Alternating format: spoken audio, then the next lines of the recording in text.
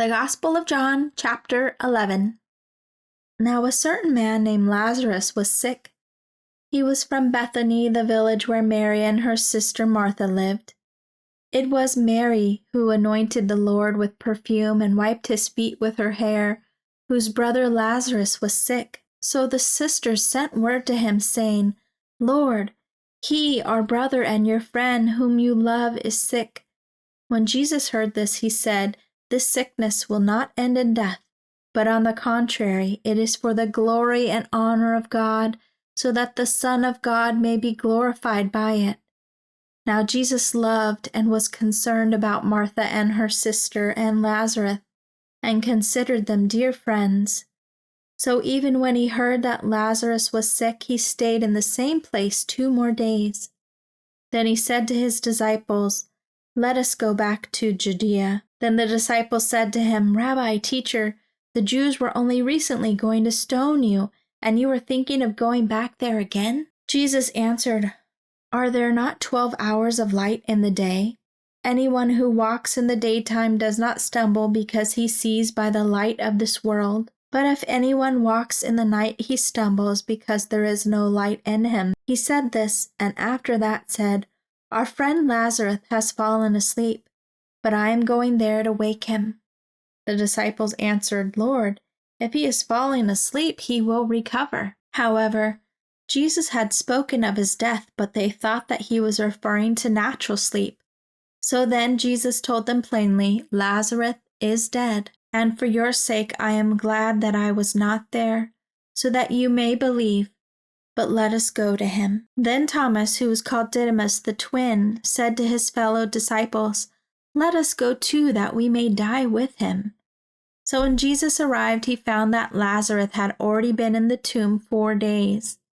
Bethany was near Jerusalem, about 2 miles away, and many of the Jews had come to see Martha and Mary to comfort them concerning the loss of their brother. So when Martha heard that Jesus was coming, she went to meet him, while Mary remained sitting in the house. Then Martha said to Jesus, Lord, if you had been here, my brother would not have died. Even now, I know that whatever you ask of God, God will give you. Jesus told her, Your brother will rise from the dead.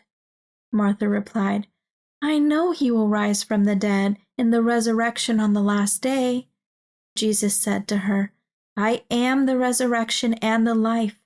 Whoever believes in me, adheres to and trusts in and relies on me as Savior will live even if he dies.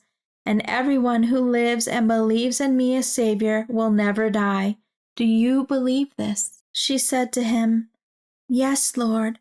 I have believed and continue to believe that you are the Christ, the Messiah, the Anointed, the Son of God, he who was destined and promised to come into the world, and it is for you that the world has waited. After she said this, she left and called her sister Mary privately, whispering to her, The teacher is here and is asking for you. And when she heard this, she got up quickly and went to him. Now Jesus had not yet entered the village, but was still at the place where Martha had met him. So when the Jews who were with her in the house comforting her saw how quickly Mary got up and left, they followed her, assuming that she was going to the tomb to weep there. When Mary came to the place where Jesus was and saw him, she fell at his feet, saying to him, Lord, if you had been here, my brother would not have died. When Jesus saw her sobbing, and the Jews who had come with her also sobbing, he was deeply moved in spirit to the point of anger at the sorrow caused by death, and was troubled and said, Where have you laid him? They said, Lord, come and see. Jesus wept. So the Jews were saying, See how he loved him as a close friend. But some of them said, Could not this man who opened the blind man's eyes kept this man from dying? So Jesus, again deeply moved within to the point of anger, approached the tomb. It was a cave.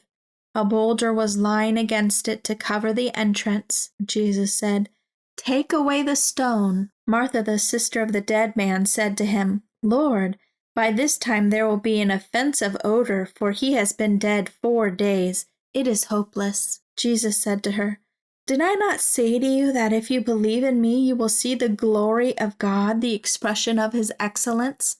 So they took away the stone, and Jesus raised his eyes toward heaven and said, "Father, I thank you that you have heard me. I knew that you always hear me and listen to me, but I have said this because of the people standing around, so that they may believe that you have sent me, and that you have made me your representative." When he had said this, he shouted with a loud voice, "Lazarus, come out!" Out came the man who had been dead, his hands and feet tightly wrapped in burial cloths, linen strips, with a burial cloth wrapped around his face. Jesus said to them, "Unwrap him and release him." So then many of the Jews who had come to be with Mary and who were eyewitnesses to what Jesus had done believed in him, but some of them went back to the Pharisees and told them what Jesus had done. So the chief priests and the Pharisees convened a council of leaders in Israel and said, "What are we going to do? For this man performs many signs and attesting miracles.